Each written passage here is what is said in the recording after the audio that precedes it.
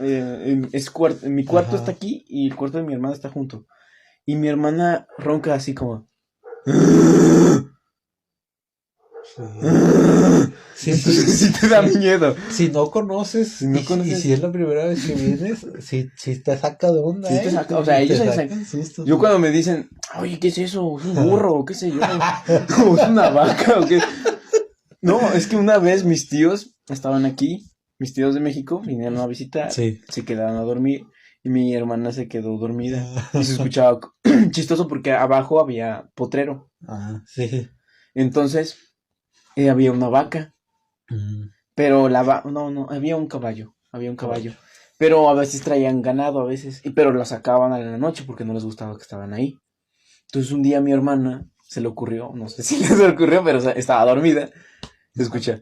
"Mm", y ya. "Mm".